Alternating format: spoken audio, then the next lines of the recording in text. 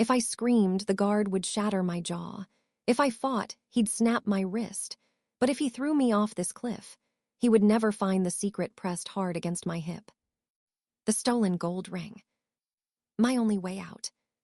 The wind didn't just bite, it flayed. Ice crystals whipped my cheeks, scouring the skin raw. The gale was a mercy compared to the hand crushing my bicep. Fingers dug past muscle, bruising bone. He hauled me through drifts that swallowed my knees. Crunch, crunch.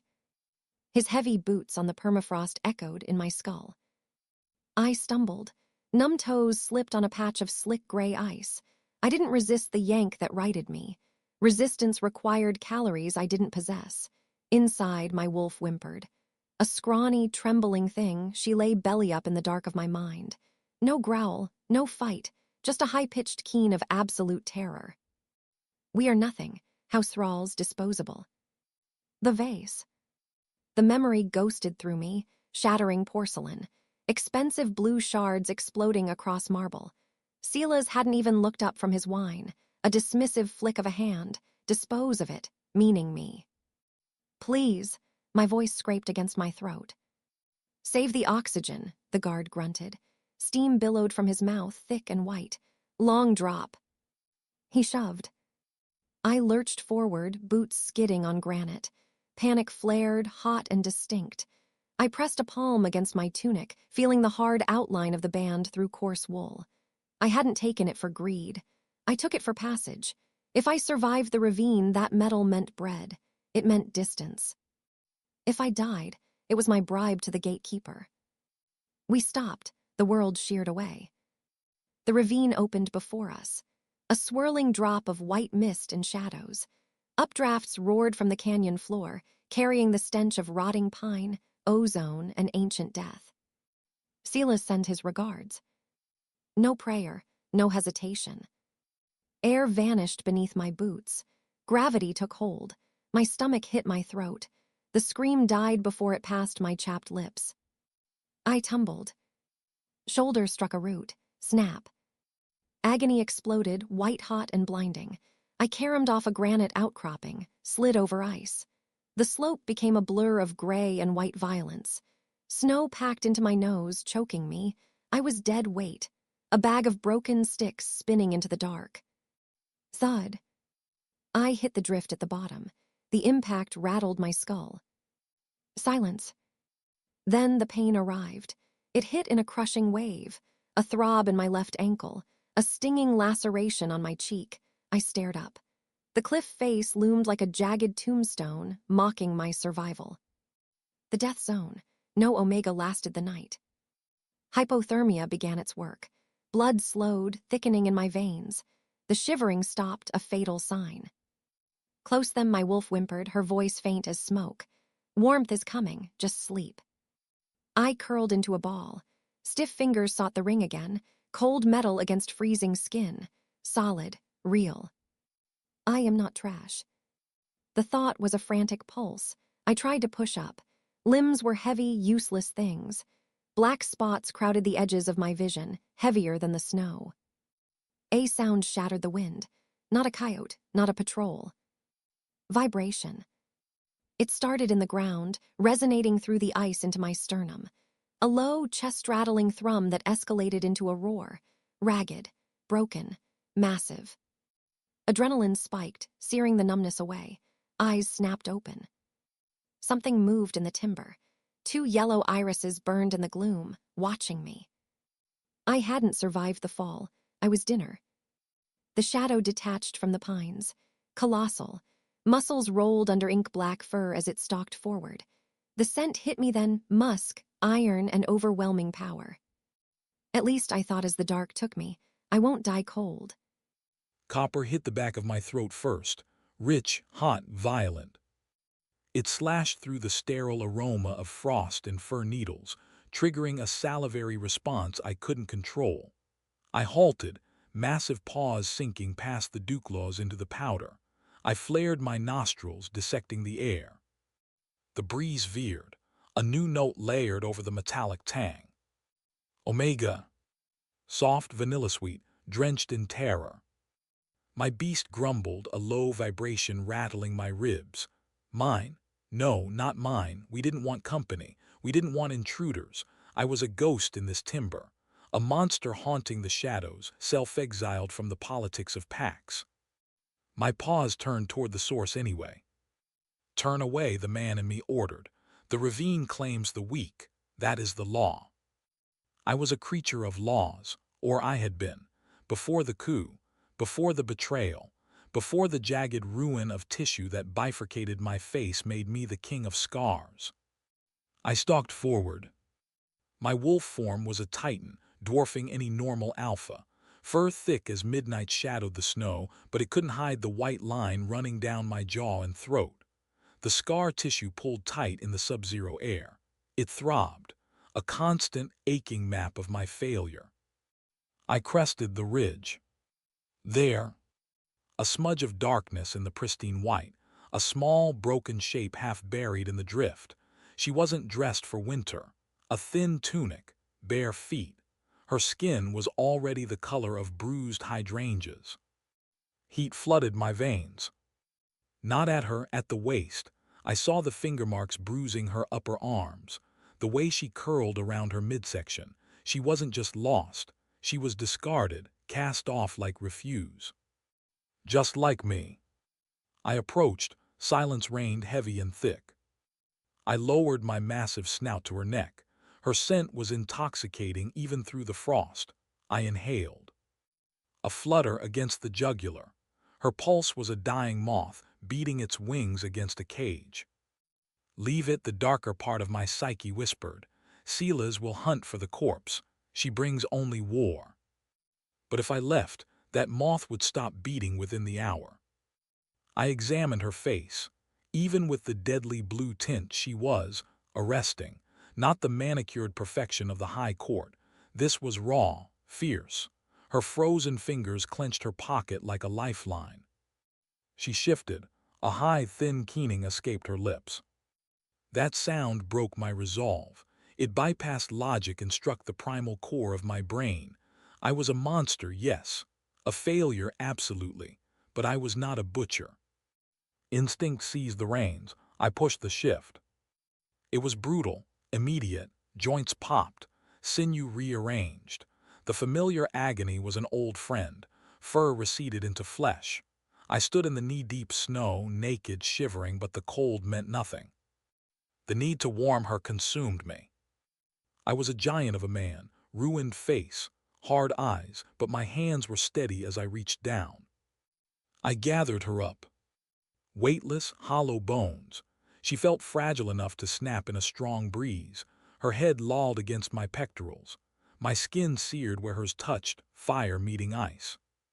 "I've got you," I rasped. My voice was gravel, unused to speech. "I've got you, little bird."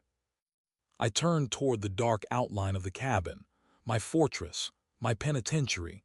Tonight it would have to be a sanctuary. I began the trek home, fighting the terrifying realization that her small body didn't just fit against my broken one. She slotted into place, like the missing piece of a puzzle I never wanted to solve. The heavy oak door slammed shut, severing the connection to the storm. Silence fell. The cabin smelled of ash, cured leather, and isolation. I ignored the gloom. My focus was the bundle in my arms. I knelt, knees hitting the floorboards hard, and deposited her onto the bearskin rug before the hearth. Embers glowed in the grate like dying demon eyes. I attacked the fire. Movements blurred. I fed kindling to the coals, blew oxygen into the heart of the heat until orange flames roared to life. Light clawed up the log walls, dancing in frantic spasms. Shadows played across her face, high cheekbones, dark lashes fanning against skin pale as skimmed milk. She was soaking wet. "Strip her," my wolf urged. "Warm her, claim." I shoved the beast down. It paced inside me, claws clicking against bone. I needed to get the freezing tunic off her, but my hands hovered. Tremors ran through the scarred knuckles. These palms had crushed windpipes. They had wielded broadswords. They were instruments of ruin, not nurses. I had to be water, not stone. I reached out. The wet wool peeled away, clinging to her shivering form like a second skin. I clenched my jaw until teeth creaked. I forced my vision to blur, refusing to catalog the dip of her waist or the swell of her hip. Respect. I grabbed the thickest quilt from the armchair, swaddled her tight, buried the dangerous curves under heavy patchwork. I rocked back on my heels, waiting. The air in the room grew heavy, charged with static. A magnetic pull tugged at my sternum, terrifying. I hadn't been this close to a female since the crown was ripped from my head, since the blade took my face. I reached out. A stray lock of damp hair plastered to her forehead needed moving. Her eyelids snapped open. Gold-flecked irises, dilated, drowning in panic. I froze. I knew what she saw, not a savior. She saw the shattered jaw, the nightmare of the North. My scar burned under her scrutiny, phantom pain flaring hot and white. I braced for the scream, the recoil, the vomit. She didn't flinch. Her gaze traced the jagged ridge of white tissue, running from my temple to my throat. You, her voice was a rusted hinge, behind you. My brow furrowed. I whipped my head around, adrenaline surged. I scanned the dark corners. Nothing but dust motes and racks of steel weapons. Delirium, the cold had scrambled her neurons. No one else, I rumbled. I kept my profile turned, shielding the worst of the disfigurement in the shadow. Just me. A violent shudder racked her frame. She struggled upright, white-knuckling the blanket to her chin. Her eyes didn't leave me. They bored into the ruin of my visage. I felt exposed, flayed open. "You're massive," she whispered, a statement of fact devoid of judgment, like the wolf. My spine locked. She knows. I launched to my feet. The floor groaned under the sudden shift in weight. I towered over her, casting a darkness that swallowed the firelight. I needed distance. I needed to remember I was lethal. "Stay by the hearth," I commanded, voice hard, absolutes only, touch nothing.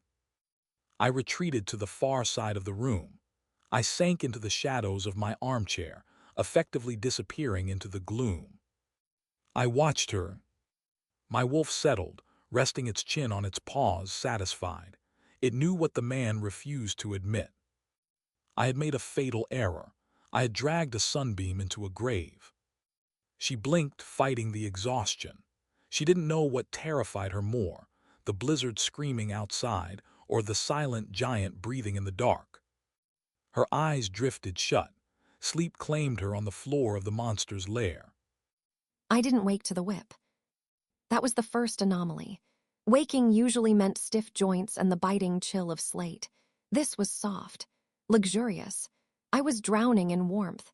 The air tasted of pine resin, wood smoke, and a heavy, masculine musk that made my inner wolf prick her ears.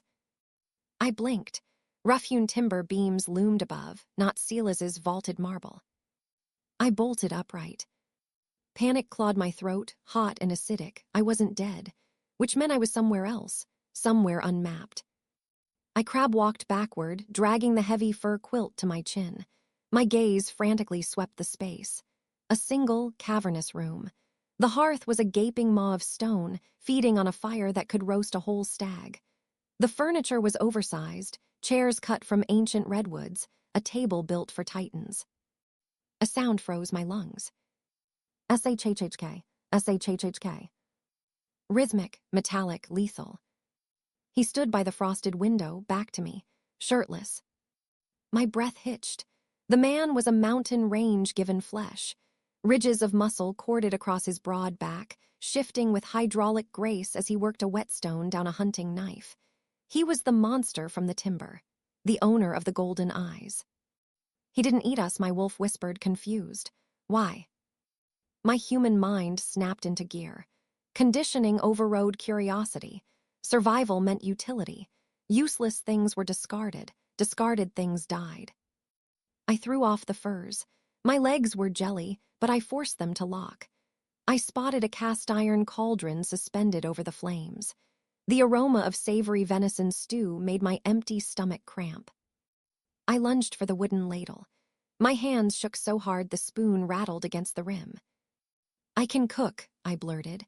My voice was a rusted scrap of sound. "I clean, I mend pelts, I won't be a burden." "SHHK." The noise stopped. Silence flooded the cabin. The giant turned, slowly. He kept his chin tucked, burying his face in the gloom. "Put the ladle down." The command rumbled through the floorboards, vibrating up through my bare soles. It wasn't a shout. It was a tremor. I flinched. The spoon clattered onto the stone hearth. Reflex took over. I dropped to my knees, shoulders hunched, chin lifted, neck exposed, the posture of a beaten cur offering its throat to the alpha. "I'm sorry," I wheezed, squeezing my eyelids shut. "Please, I'll do better, don't throw me back to the snow." I waited for the blow, the kick, the burn of a boot. "Stop that." The words weren't angry, they were pained. Heavy footsteps crunched on the floor. The heat of him radiated closer. I stared at his midsection, too terrified to look higher. A tattoo sat over his heart. Black ink. A crown, but a jagged, puckered white scar slashed right through it, bifurcating the design. A broken king. "Stand up," he grated. I obeyed, trembling, hugging my thin arms to my chest. "You are not a servant here," he said. His voice was gravel grinding on stone. "And I am not your master." He turned away sharply, as if the sight of me burned his retinas. "Eat," he ordered, gesturing blindly to the pot. "Then you leave." I prowled the perimeter of the room, sticking to the gloom. She ate the stew like a starving alley cat. Both hands clutched the wooden bowl, steam curling around a face that was too pale, too sharp. It irritated me. Earlier, she tried to sweep the floor with a bundle of kindling. She attempted to fold my tossed furs. Every motion was a plea, an apology for occupying space. It grated on my nerves like a whetstone on a dull blade. Submissive, my wolf scoffed, weak. No, not weak, broken. It reminded me of the High Court, the way Omegas would prostrate themselves, terrified of the crown. I hated the groveling then. I loathed it now. She believed she had to earn the air she breathed. My fingers dug into the pine table. Wood groaned under the pressure. Splinters bit into my skin, grounding me. I needed her gone. She was too small for this harsh existence. She cluttered the air with her scent, vanilla, ozone, and fear. It was distracting. It woke the beast. And the beast didn't want to chase her out. It wanted to pin her down. "Show her the darkness," in my skull whispered. "Let her see the nightmare. She'll run back to the snow willingly." I stepped into the firelight. I didn't shield it this time. I let the orange glow wash over the ruin. I turned my head, offering the left profile. The devastation. The white trench running from temple to clavicle, severing the cheek muscle, twisting down the throat. The scar that pulled my upper lip into a permanent skeletal sneer. A face that made hardened mercenaries retch. "Look at me." The command was a growl, a vibration in the chest. Kaia froze, the spoon lowered. She lifted her chin. I braced my abs. I waited for the recoil, the scream, the inevitable vomit. I wanted it. I needed her disgust to build a fortress between us. Silence stretched. She didn't scream. She blinked. Moss-green eyes traced the jagged topography of my disfigurement. She leaned forward, an inch, two. There was no horror in that gaze, only calculation. "It looks," her voice was soft, barely audible over the crackling logs. "Hideous," I supplied, the word biting. "Monstrous." "Painful." My lungs seized. She stood. The movement was fluid, unthreatening. She was minuscule compared to my bulk. She reached out, fingers hovering inches from my jaw. She didn't make contact, but the heat of her skin radiated across the gap, searing my frozen nerves. "Does it still hurt?" The question struck like a war hammer to the sternum. They always asked who held the blade. They asked how I survived. They asked if I could still kill. No one ever asked about the agony. I recoiled as if she'd brandished a dagger. I spun away, heart slamming against my ribs like a trapped bird. The cold makes it throb, I muttered. The admission tasted like ash. Finish your food. I retreated to the door, staring out at the white violence of the blizzard. My reflection ghosted in the dark glass, a hulking shadow. I had failed, I hadn't terrified her. I had only made the wolf want to keep her. The blizzard wasn't just weather. It was a prison warden. Gale force winds hammered the timber walls, rattling the iron latches. Snow packed against the panes, turning the windows into blind white eyes. Sealed in. I sat on the rug, hugging my knees. Heat from the hearth seeped into my marrow, chasing out the last of the ravine's bite. But my pulse hammered a frantic rhythm against my throat. My hand drifted to my hip. The hard lump was still there, gold, heavy, cold against my skin. Pay him, a naive voice whispered. Offer the ring for the soup. No. My inner wolf paced, hackles raised. Hide it. Trust was a currency I didn't possess. If I revealed the band, he might take it. He might kill me for the fortune, or worse, drag me back to Sela's for the bounty. I kept my fingers still. Rasp, rasp. The sound filled the cabin. Torin sat in the oversized armchair, whetstone gliding over the blade of a double-bit axe. The motion was hypnotic, lethal. He was a creature of violence, yes. The scar was a map of brutality, but he hadn't struck me. Storm holds for 48 hours. I jumped. He didn't look up from the steel. 2 days, I squeaked. Maybe 3. He set the axe down. He rose, a tectonic shift of muscle and shadow. He stalked to the corner, grabbed a heavy bison pelt, and tossed it onto the floorboards near the fire. He pointed a scarred finger at the raised sleeping platform. Take the pallet. I stared. That's your bed. I don't fit. A lie. I could see the depression in the furs where his massive frame usually rested. I can sleep on the rug, I insisted, scrambling to stand. My legs felt like water. I'm used to stone floors, I'm fine. Torin spun. Gold eyes flared, luminous and angry. A wave of alpha pressure hit me, heavy and physical. Your core temperature is unstable, he growled. Drafts along the floorboards will stop your heart before dawn. Did I haul you out of that abyss just to let you freeze to death in my living room? I shrank back. No. Then get in the bed. It wasn't a request. It was a decree. But beneath the gravel, I heard it protection. I moved. The bed was a nest. Massive. I climbed in, sinking into layers of wolf pelt and wool. The scent hit me instantly. Cedar, wood smoke, and him. It was a deep, earthy musk, pure, concentrated male. It flooded my senses, dizzying and rich. My inner wolf, usually a cowering thing, uncurled in the back of my mind. She sniffed the air, chuffing softly. Safe. Strong. I watched him settle onto the rug, his broad back to me. He lay stiffly, staring into the flames. A jagged mountain range of tension. Thank you, I breathed into the dark. Silence answered. I pulled the furs to my nose, inhaling the intoxicating aroma. I was trapped in a cage with a beast. I had a stolen royal signet in my pocket and a death sentence on my head. I should be trembling. But as I watched the rhythmic rise and fall of his scarred shoulders, the knot in my chest unraveled. For the first time since the vase shattered, I closed my eyes without checking for an exit. The cabin hadn't just changed, it had evolved. The oppressive dread of the first night had evaporated, replaced by a thick, humming tension. 3 days. 72 hours of blizzard winds, shared venison, and the silent, terrifying orbit of 2 celestial bodies trapped in a jar. My inner wolf wasn't cowering anymore. She was curious. She paced the back of my mind, tail high, testing the air. I moved to the bookshelf.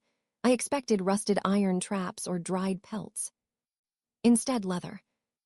I ran a fingertip down the cracked spine of a massive volume. The Architecture of Siege Warfare. Next to it, Treatise on Northern Law. These weren't the hoardings of a savage. They were the library of a strategist, a sovereign. Read them if you want. The baritone vibration hit my spine before the sound registered. I jumped. Torin framed the doorway. He had been splitting kindling. Cold air rolled off him in waves, carrying the scent of crushed pine needles, ozone, and honest sweat. His chest heaved, steam pluming from his lips. I wasn't prying, I said, retreating a step. Paper is harmless, he grunted.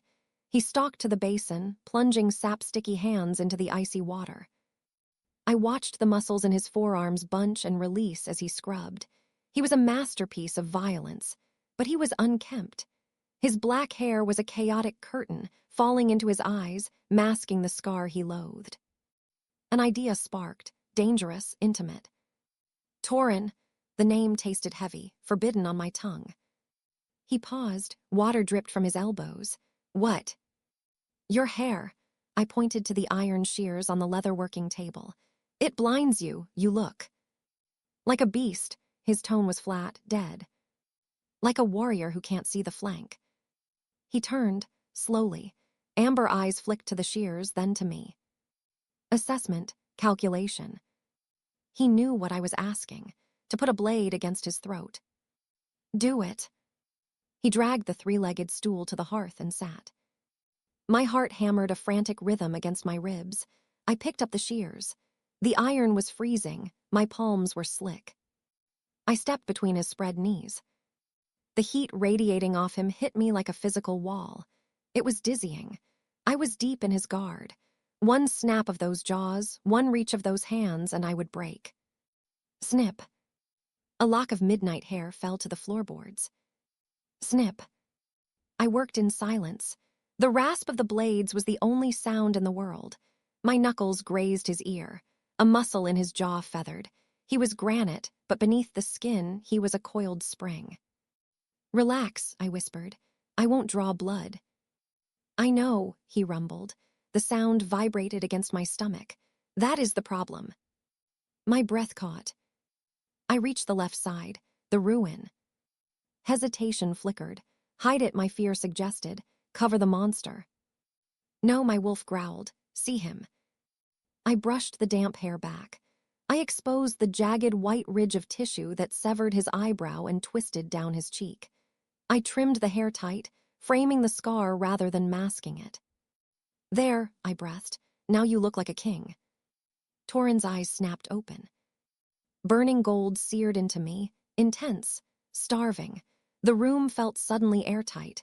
For a heartbeat, I thought he would reach out. I thought he would drag me down into the firelight. He stood. The motion was violent, knocking the stool backward. He towered over me, chest heaving. We need meat, he rasped, turning for the door as if the devil were at his heels. Get your coat. The silence wasn't peaceful, it was predatory. I cut a path through the waist-deep drifts. Behind me, Kaia stepped into my wake, her boots sinking into the craters my weight left behind. Bringing her was a tactical error, dangerous, but leaving her unguarded in the cabin felt like abandoning a limb. The storm had broken. The world could get in again. She touched us, my wolf purred. She groomed the mane, she claims. I suffocated the thought. She groomed me because servitude was etched into her DNA. It meant nothing. I stopped. The crisp aroma of pine vanished. Something else replaced it, heavy, oily, the stench of rancid fat and old blood. Grizzly. My hackles rose, stiff and sharp. A low vibration rattled my sternum. Torin, her whisper was a feather against the tension.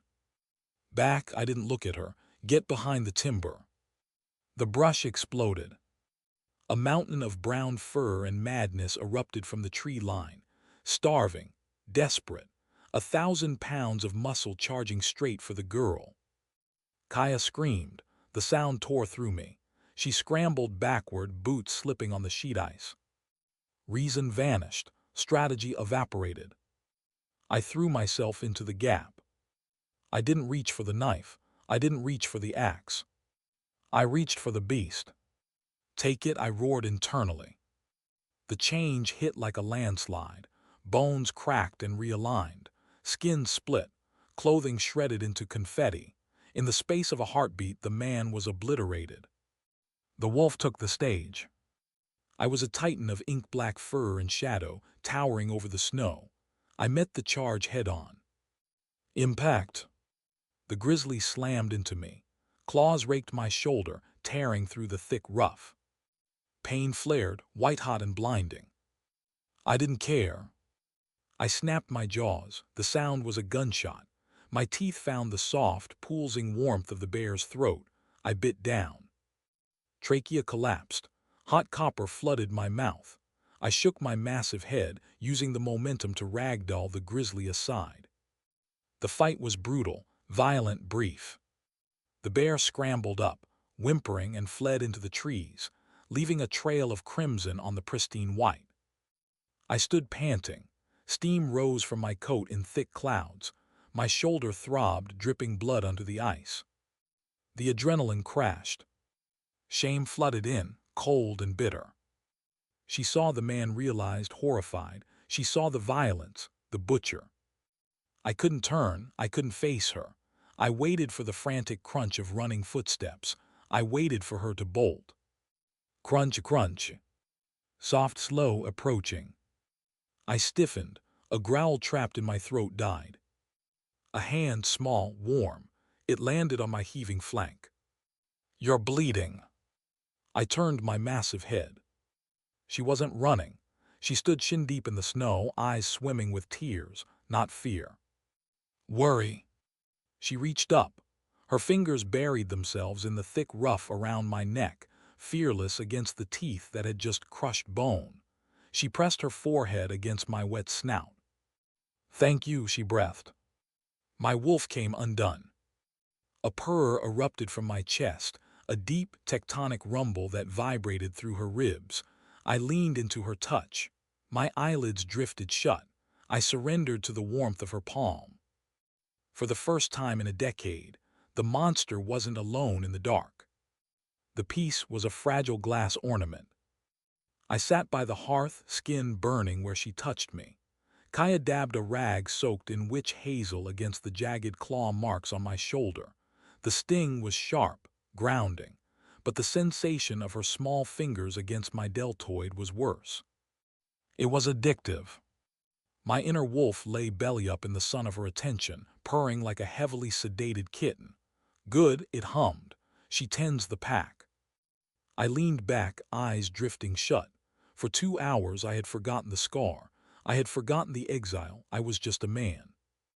The wind shifted. My eyes snapped open. The scent hit me before the sound. Horse sweat, oiled leather, unwashed bodies. Intruders. What is it? Kaia paused, the damp cloth hovering. Silence. I was at the window in 2 strides.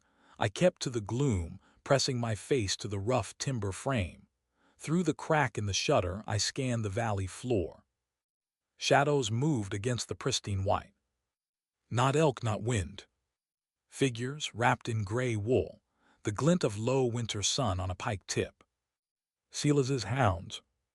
Cold reality flooded my veins, extinguishing the warmth instantly. The domestic fantasy shattered. The truth of my existence, of our existence, crashed down. They were hunting. If they found the cabin, they found her. If they found her, she returned to the cage, or the grave. I looked back. Kaia watched me, eyes wide, trusting. She had groomed the beast. She had trimmed the king. She was making me soft. Soft kings bury their people, my father's ghost whispered. I had to excise the rot. I had to sever the limb to save the body. My face hardened into granite. I killed the light in my eyes. I summoned the monster. Pack your things. The voice wasn't mine. It was a dead thing. Kaia blinked. What, why? Storm broke, I lied. The words tasted like bile. I'm done with you. Torin, she stepped forward, confusion furrowing her brow. She reached for my forearm. I recoiled as if she were a leper. Don't touch me. The violence of my tone made her flinch. You got what you wanted, I snarled, backing her toward the door. You're warm, you're fed, you survived, now get out. No, my wolf howled, clawing at the back of my skull. Keep her, fight for her. I strangled the beast into silence. I saw the fracture in her expression, the trust cracking, leaving raw hurt underneath. It felt like I'd driven a dagger into my own ventricle, but it was necessary. I had to be the villain so she would run. Leave, I commanded, now. But even as the order left my lips, the wind carried a new sound. The crunch of boots on the perimeter, the click of a crossbow bolt sliding into place. My heart stopped. Too late. The war wasn't coming, it was on the porch. Get out. The command was a physical strike, a slap across the face.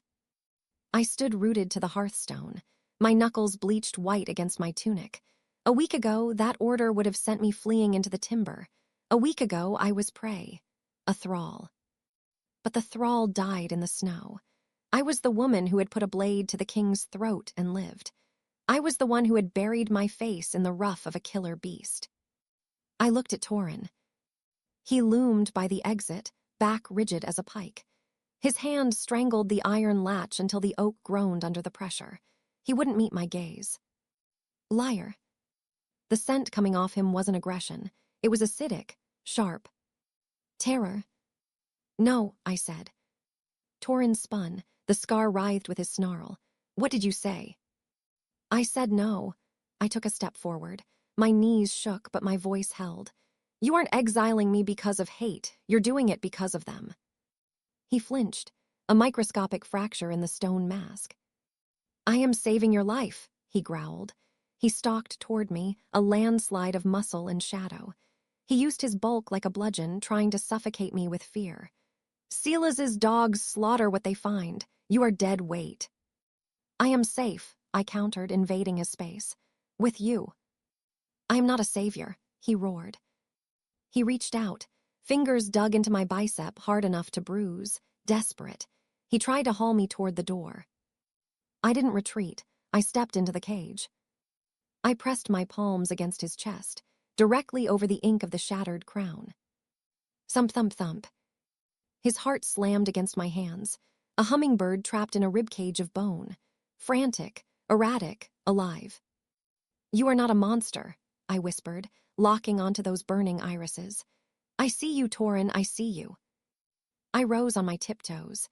I did the unthinkable. I pressed my lips to the ruined landscape of his jaw. Torin froze. For a heartbeat, the war stopped. His hand slid from my arm to my waist, searing through the wool. He pulled me flush. Hard, the air between us ignited. Then he broke. No. The shove was violent, panicked. I stumbled back. My boot caught the lip of the bearskin rug. Gravity claimed me. I crashed to the planks. The impact jarred my teeth. Cling, clatter. A sound sharper than the wind cut through the heavy breathing.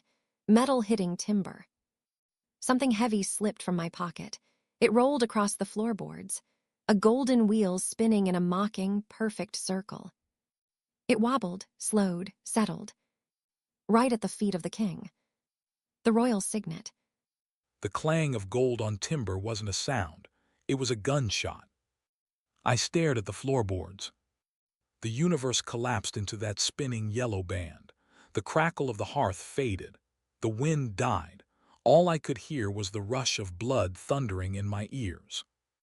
I knew that shimmer. I knew every scratch on the heavy alloy. I knew the weight. I knew the crest carved into the obsidian center, the roaring bear and the howling wolf. My father's signet. My signet. Memory assaulted me, violent, bloody. The last time I saw that ring, I was choking on my own teeth on the throne room floor, Silas gripping my wrist, the snap of cartilage as he twisted the band free. A crown for a king, he had whispered, leaning close to my ruined face, and a grave for a dog. I looked up. The warmth in my chest evaporated. The desire that had nearly consumed me turned to black, absolute zero. Traitor, my wolf snarled, snake. Kaia scrambled, hand darting out to cover the evidence. Panic drenched her scent. Don't touch it. The command didn't come from my throat. It came from the command, the alpha tone. It wasn't a shout, it was a physical vibration that rattled the marrow. Kaia froze. Her fingers hovered inches from the metal. A whimper escaped her lips, her biology forcing her to submit to the acoustic violence. I bent. I retrieved the band. It was freezing against my skin, heavy with history, heavy with blood. I looked at the girl, the creature I had fed, the woman I had shielded from the storm, the lips I had almost claimed. Who are you? The words were whispered, but they carried the weight of a guillotine. Betrayal coated my tongue, metallic and rancid. I advanced. She crab-walked backward, heels scraping the wood, until her shoulders slammed into the stone hearth. I loomed over her, a tower of rage. I held the ring up, the gold catching the firelight. Did he send you? I roared. My fist struck the stone wall above her head. Crack, dust rained down on her trembling shoulders. Did Silas send a whore to mock me, to finish the butchery? No, she sobbed, tears cutting tracks through the grime on her cheeks. I don't know what you mean. Liar. I grabbed her chin, forcing her to look, to see. This is the royal signet, I hissed, shoving the ring into her vision. This belongs to the king. How do you have it, Omega? How? I waited for the confession. I waited for the assassin's blade to slip from her sleeve. She didn't strike. Her moss-green eyes darted from the ring, to my face, to the scar, to the ink crown over my heart. The pupil blew wide. Her skin went the color of old parchment. The scent of fear curdled into something else.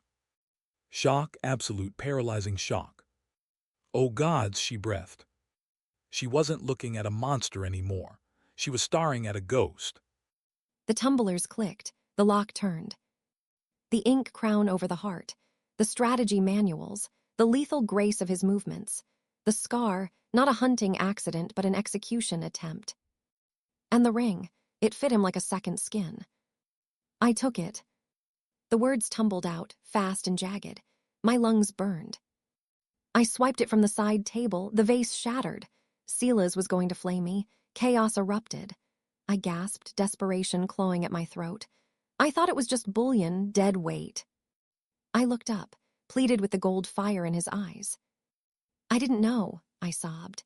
I swear on the grave, Torin, I didn't know it was yours. His chest heaved, a bellows fanning the rage. But as he stared, the fury cracked. The magma cooled into gray, desolate ash. I stole it to pay the ferryman, I whispered. I thought I was walking to my death. He lowered his hand. He looked at the heavy band, then at me. A spy would have a cover story. A spy wouldn't arrive half frozen and broken. You have the king's signet. My voice was a ghost in the room. You are Torin. The name stalled the air in the cabin. A corpse summoned from the crypt. Torin flinched, a physical recoil. He stepped back, his fingers opened. Thud. The ring hit the floorboards, dead sound. No, the word was hollow, a cavern with no bottom. He turned away, facing the window. The gray light of the dying day washed over him, turning the scar into a canyon of shadow. He looked ancient, eroded. Torin died on the marble, he rasped. He died when his brother opened his throat and fed him to the dogs. He stared at his reflection in the dark glass. The snarl, the beast. I am just the meat that crawled away. I slowly straightened. My legs felt like water, but I forced them to hold. I bent and retrieved the ring. It was warm. It held his heat. But you're breathing, I said. Am I? He laughed, a bark of sound. Sharp, bitter. Silas has the legions, the crown, the people. I have a shack and a face that curdles milk. He spun on me. Keep the gold, he commanded. It's trash to me. Buy your bread, Kaia. Run while the scouts are still blinded by the timber. Torin. Go. The alpha command slammed into me, but it cracked in the middle.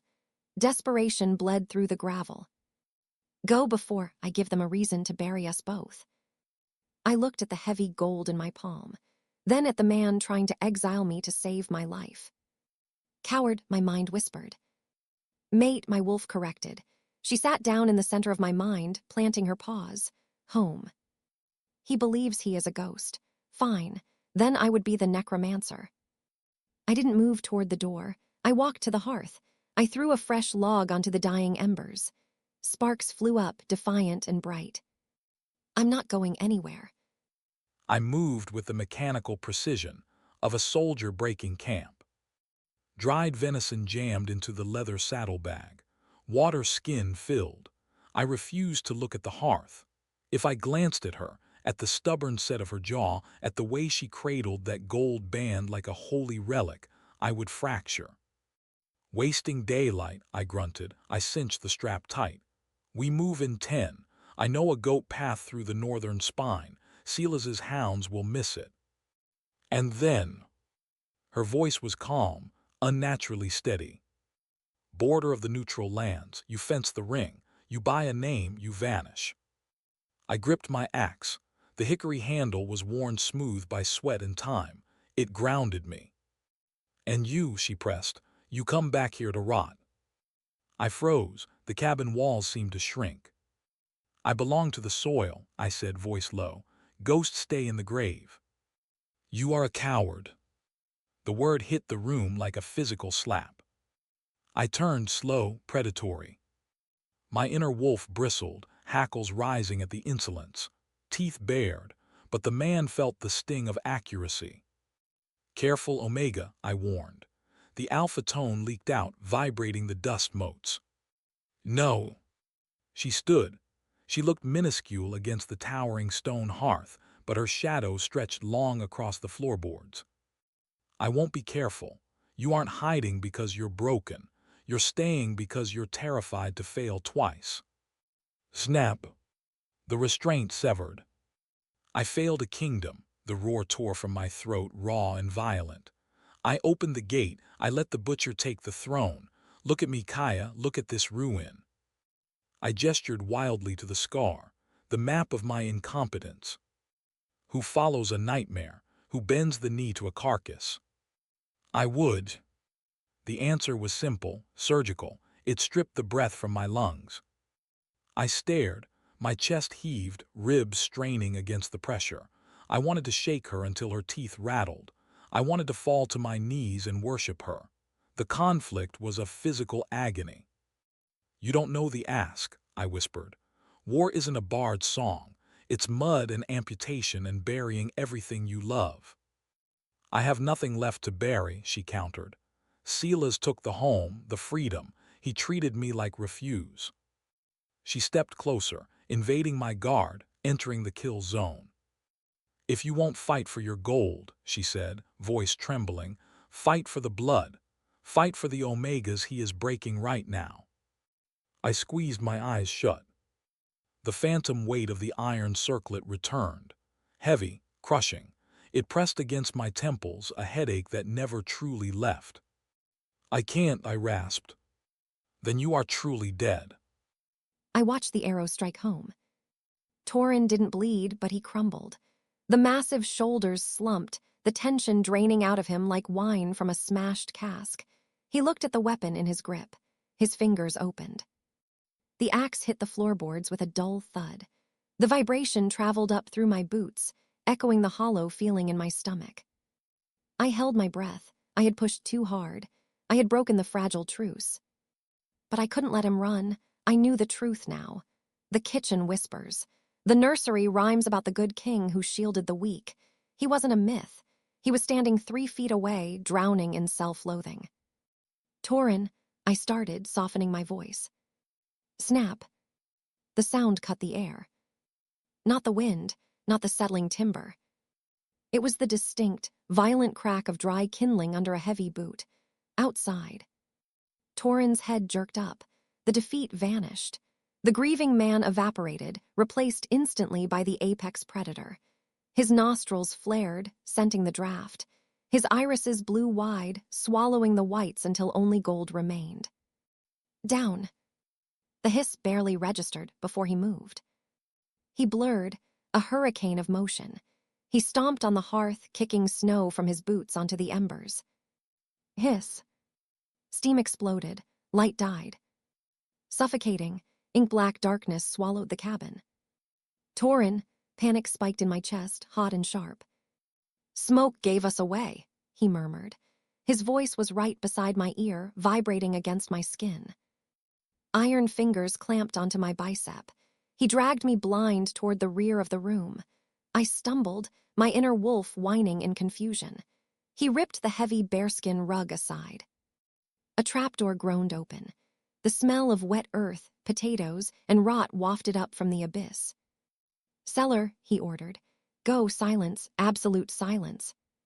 "What about you?" I clawed at his wrist. His skin burned like fever. Adrenaline radiated off him in waves. "I buy the seconds." "No," I tried to anchor my feet. "They'll slaughter you." "Let them bleed for it." He didn't wait for consent. He shoved. I fell. My knees hit hard packed dirt. The air was knocked from my lungs. Slam. The trapdoor crashed shut above me. Darkness doubled. I stood in the pitch black, trembling. I heard the scrape of the heavy rug being dragged back into place. Then, the crunch of massive, bare feet retreating toward the entrance. The groan of the oak door unlatching. I pressed my ear against the rough planks of the ceiling. "Come and die, curs." The roar shook the dust from the rafters. It wasn't the grumble of a hermit. It was the war cry of a king. Sub-Zero air-kissed my bare chest. I stepped onto the porch. No shift, not yet. I needed the reach of the steel.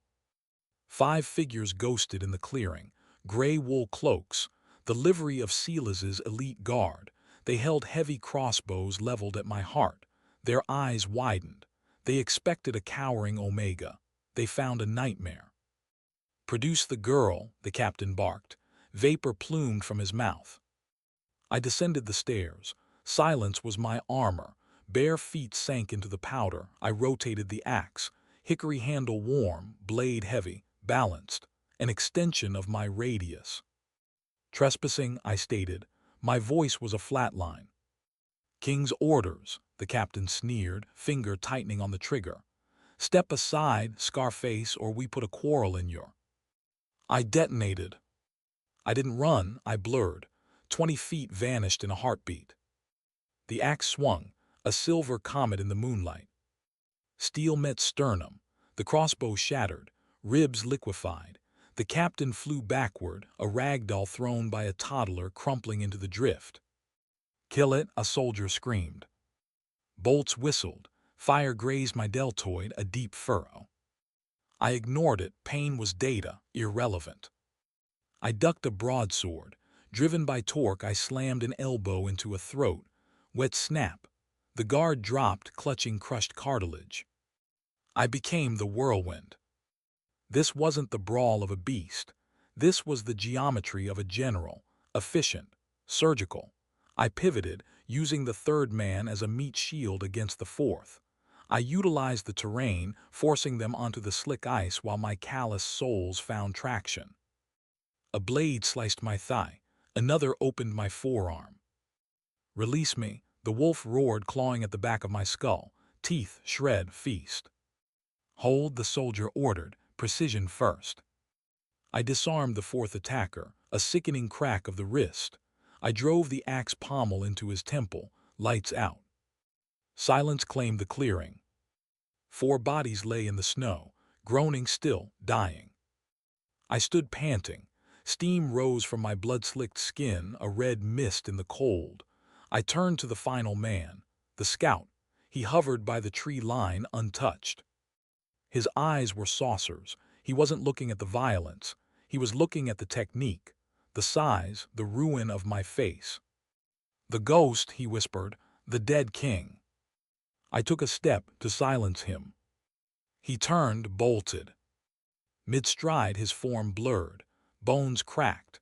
A gray wolf hit the snow, scrambling into the deep timber. I lowered the axe. I could hunt him. I could tear his hamstrings, but I couldn't leave the cabin unguarded. I surveyed the carnage, the crimson stains on the white purity. The secret was out. The runner would reach Silas by dawn. The Legion would follow. I spun. I ripped the oak door off its hinges. I crossed the room, kicked the rug aside, and hauled the trapdoor open. Kaia huddled in the dark, knees to chest, looking up. I reached down. My hand was a mask of red, some mine, mostly theirs. "Take it." She stared at the blood, then at my face. The fear was there, but she didn't recoil. "Are they dead?" she asked. "The secret is," I rumbled. I pulled her up, effortless. She weighed nothing, but she grounded me. I didn't release her grip, our palms fused, sticky and hot. "We don't run for the border, Kaia." I looked at the open door, at the dark woods where my enemy waited. "We take the war to him." The stronghold wasn't a castle. It was a black set of teeth biting into the moon. Adrenaline soured my stomach. 2 days of forced march, 48 hours of dodging patrols, eating snow, and sleeping in shifts. Torin had become a mechanism of war, focused, cold, a blade in a sheath of skin.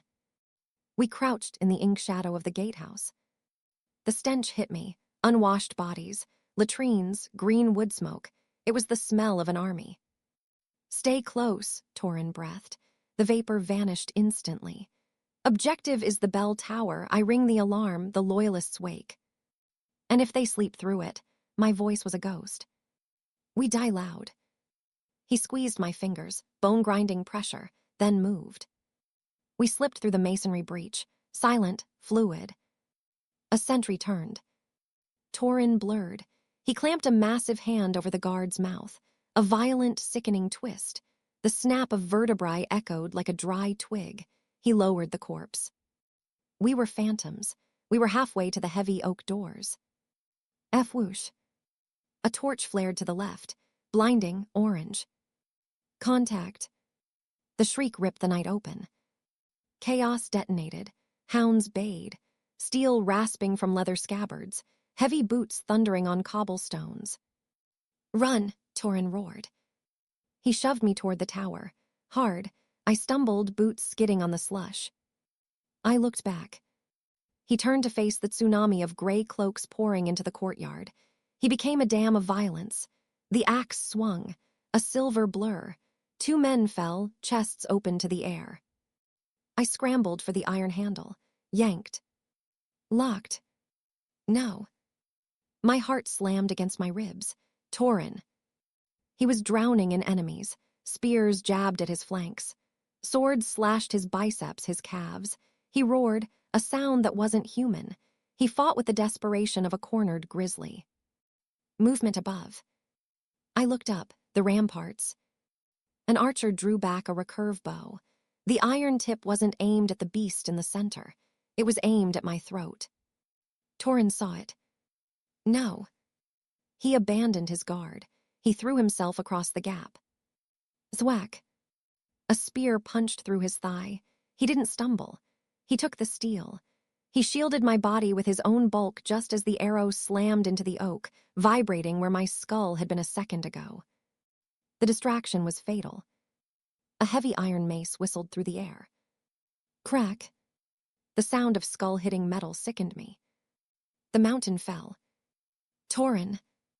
I dropped to my knees, hands grabbing his tunic. The fabric was slick, wet.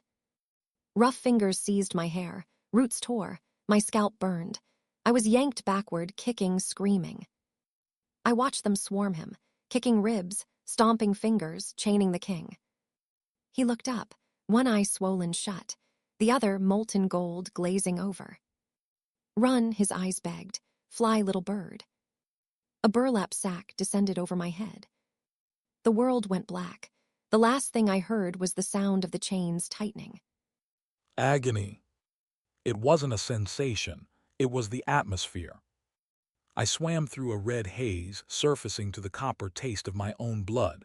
I tried to shift my weight. Impossible. My arms were wrenched overhead, shoulders screaming in their sockets. Hiss. The stench of cooking meat assaulted my nose. Silver. Heavy, consecrated manacles bound my wrists. The metal seared my skin on contact, a chemical burn that bypassed the nerves and went straight to the marrow. My inner wolf lay paralyzed in the dark, gagged by the toxicity. too weak to howl, too broken to fight. I pried one swollen eyelid open. The other was sealed shut by dried gore. Dawn leaked gray light over the cobblestones, the main courtyard. The Legion stood in a semicircle, hundreds of them, a sea of gray cloaks, traitors, cowards watching the execution of their history.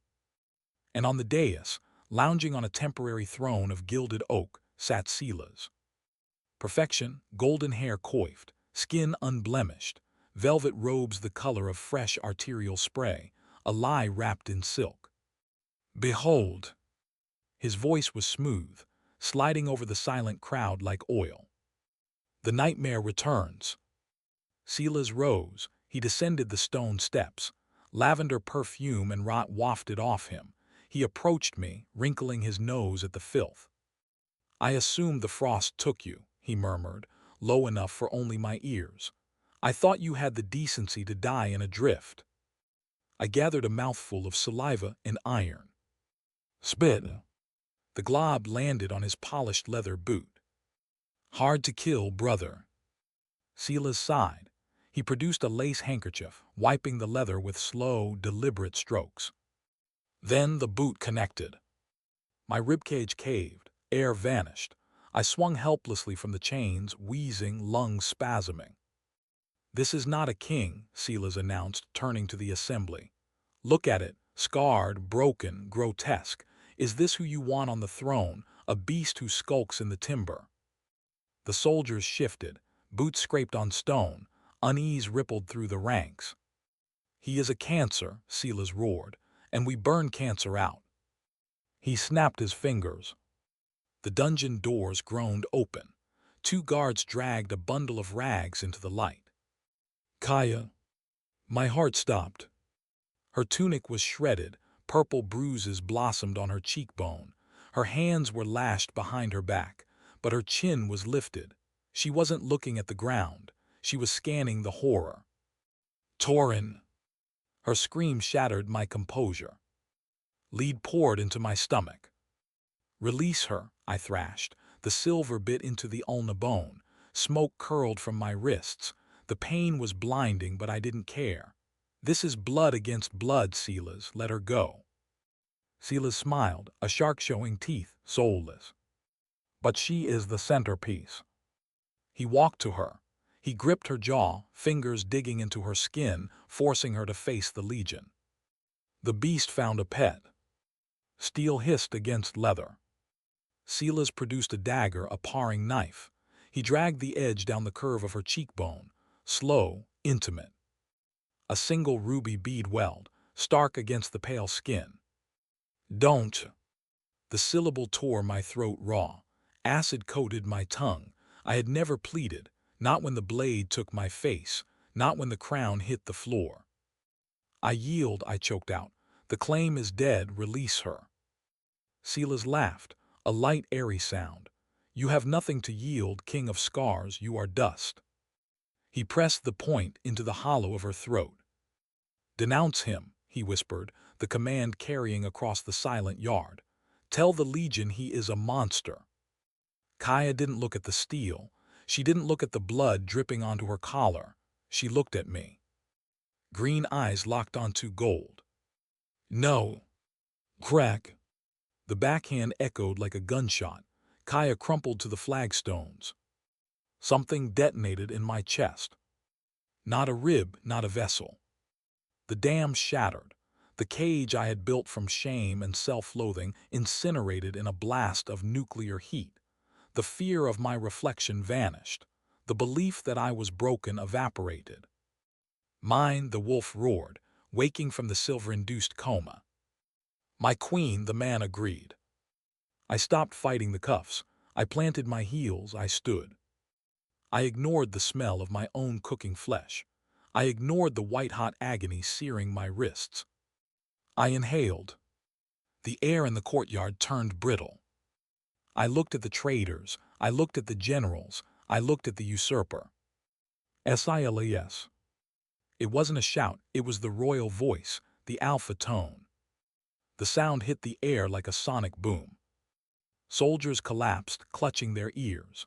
Horses screamed and reared, throwing their riders. Even Silas flinched, staggering back from the girl as if struck by a physical blow. The vibration resonated in the granite. It hummed in the marrow of every shifter present. It was the frequency of authority, of Alpha Prime. I strained against the metal. Step away. The command layered over my human speech, a dual tone of harmonics that bypassed logic and struck the brainstem. Obey. The royal guard dropped their halberds. Their biology betrayed them.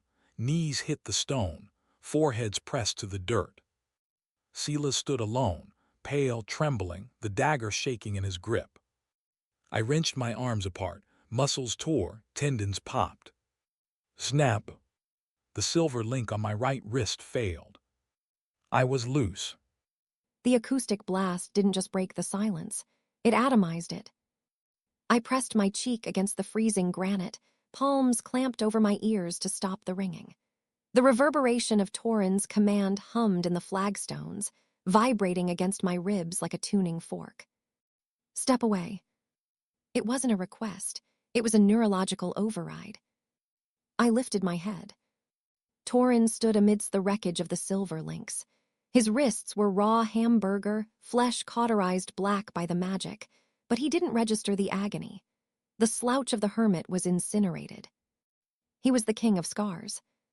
Kill the abomination, Silas shrieked, pointing a manicured finger. He is a traitor, a demon, cut him down. Statues. The royal guard froze. They looked at the usurper, then at the exile. Their inner wolves were in deadlock. Confusion.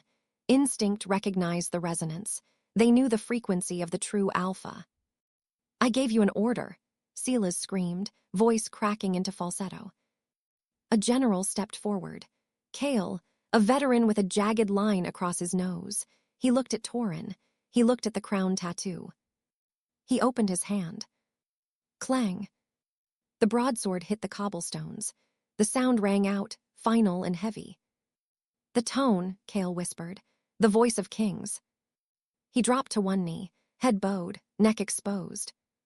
Then another soldier released his spear. Then a third. A wave of steel rain rippled through the courtyard, a cacophony of surrender. They weren't bowing to the man, they were submitting to the biology of power. Silas spun. His army was defecting in silence. Cowards, the brother hissed. Spittle flew from his lips. He drew his own blade, a rapier of polished steel with a hilt encrusted in useless sapphires. If you won't butcher the dog, I will. He turned back to the giant. You should have stayed in the grave, brother, Silas spat. Torin didn't shout. He didn't roar. He simply extended a blackened, bleeding palm. Come take it then. Silas was Quicksilver. He always had been. While I studied siege mechanics, he studied dance. He was a blur of velvet and violence, the rapier flickering in the morning sun like a viper's tongue. Zzzt. I gave ground.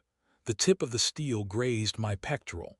A line of fire bisected the ink of the broken crown. Lumbering, Silas taunted, pirouetting out of range. You move like a sloth, brother, heavy, useless. I said nothing. I had no steel, only bone and callus. I circled. My good eye tracked his sternum, ignoring the mesmerizing flash of the weapon.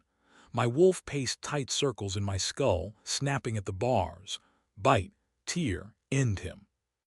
Wait, the soldier commanded. Patience. Silas lunged. He targeted the left, the blind side, the shadow where my peripheral vision used to be. Predictable. I didn't parry, I didn't retreat. I stepped into the void. SHHK. The blade buried itself in my left bicep. Deep. The metal grated against the humerus, sending a bolt of white lightning down my forearm. I didn't flinch, I flexed. Muscle clamped around the steel like a vice. Silas's eyes blew wide, he yanked.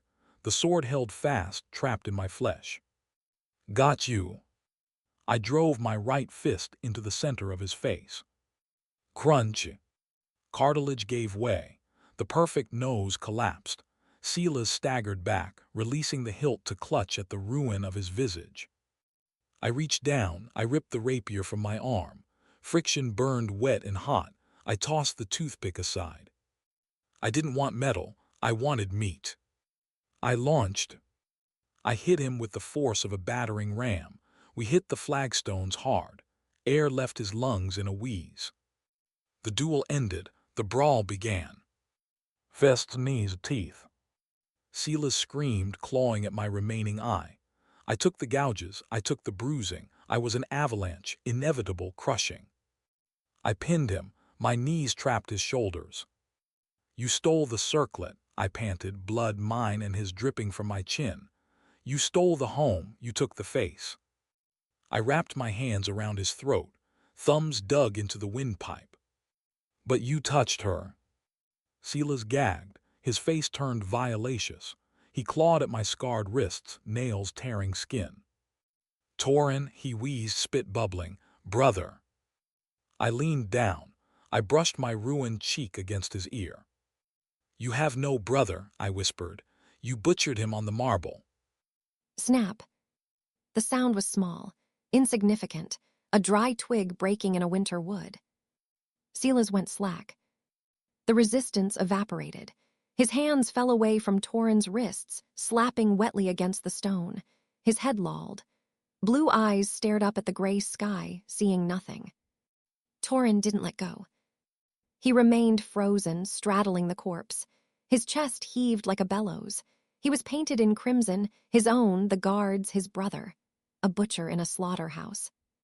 The courtyard held its breath. Even the warhorses ceased their stamping. I scrambled up. My legs were gelatin. Torin. The whisper died in the silence. He didn't twitch. He stared at his own hands, the knuckles white as they strangled the dead man. He looked hollowed out, a vessel scraped clean. I ran. I skidded into the gore, falling to my knees beside the tangle of bodies. The metallic stench of fresh death choked me. I reached out, covering his massive, trembling fists with my own. Torin, I squeezed. It's finished, let go. He blinked. The fire in his irises cooled, fatting into a dull, exhausted amber. He looked at me, then at the ruin beneath him. The fingers opened. He rolled off the body, collapsed onto his back. He stared at the clouds, chest rising and falling in jagged spasms.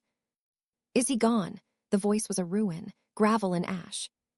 Yes, I brushed the matted, sweat-soaked hair from his forehead. He's gone. Crunch. Boots on stone. The general with the scar, Kaia, stepped forward. He marched past me.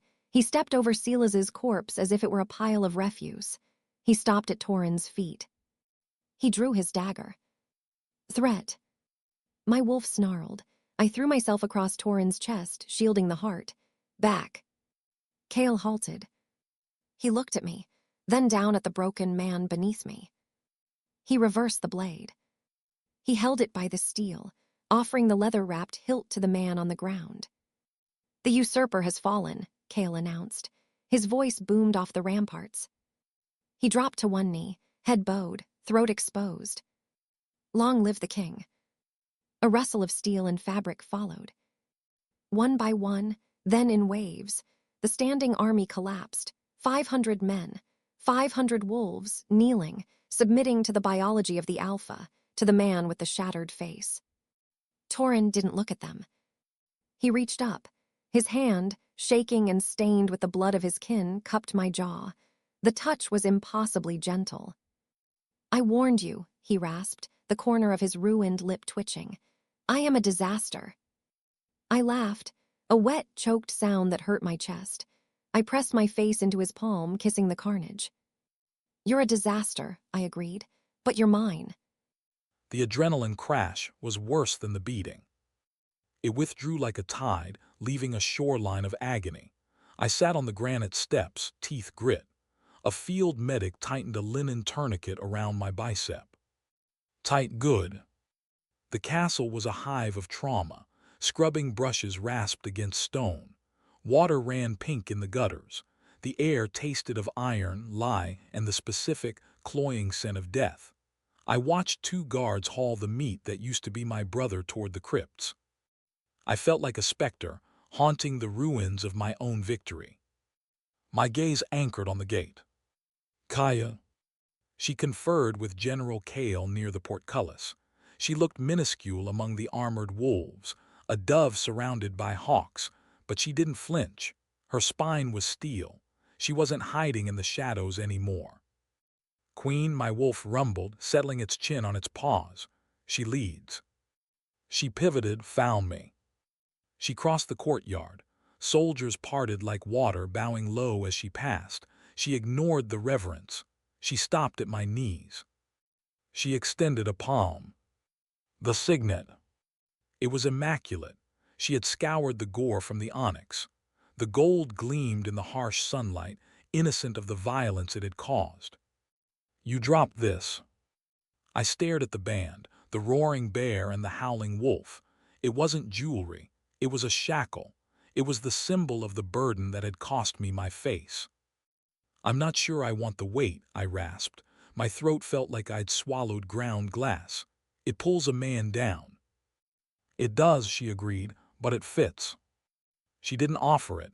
She reached out, seizing my wrist. Her fingers were cool, soothing against my fevered skin. She took the ring. She slid it over my scarred knuckle. It seated with a heavy, final clink. You aren't the king because of the alloy, Torin, she whispered. Crowns aren't made of metal, they're made of blood, and you bled. I looked at the ring, then at her.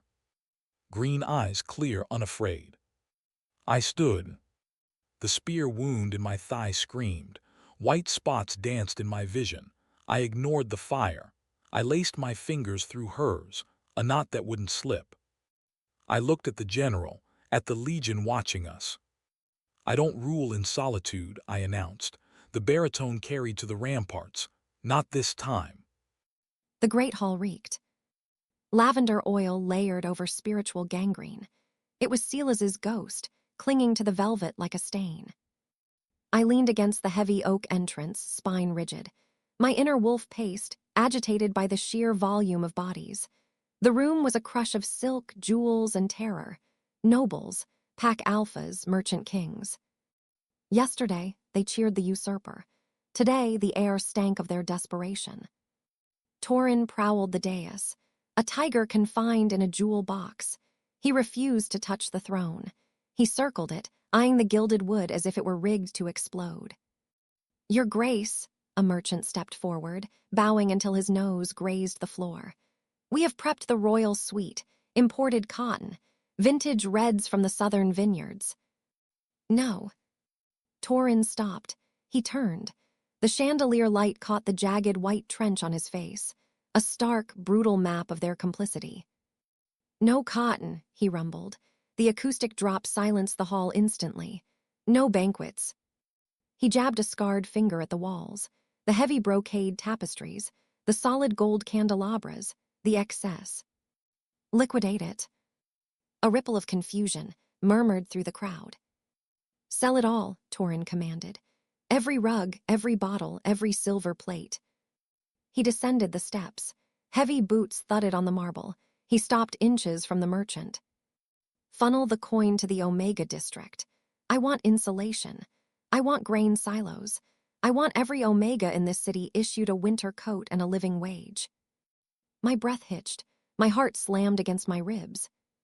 Justice, my wolf purred, lifting her head. The merchant gaped. A wage, sire, for bedding warmers. Torin leaned in. Gold eyes flared. The predator surfaced, hungry and intolerant. Did I stutter? The merchant turned the color of ash. No, sire, it is done. Torin spun. He scanned the crowd, dismissing the glitter and the power. He found me by the door. He extended a hand. I am finished here, he said. This castle is a mausoleum. I want out. I smiled, not the polite mask of a courtier, the radiant, chest-aching beam of a woman who had survived the winter. I pushed off the wall. I walked to him, taking the scarred hand. The fit was perfect. The hearth is cold, I warned. Then we lighted again. The cabin smelled of abandonment. stale ash, dust, the lingering metallic echo of violence.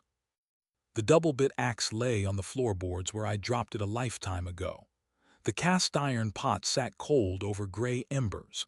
The wind rattled the shutters, demanding entry. But the dread was gone. The prison walls had dissolved. I kicked the heavy oak door shut. The latch fell into place.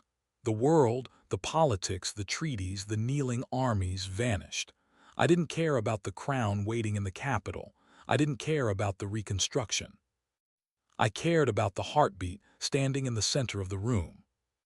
Kaia struck a match, his flare. Soft amber light flooded the space, chasing back the gloom. I moved, silent, predatory. I came up behind her, wrapping my arms around her waist. I buried my face in the crook of her neck. I inhaled.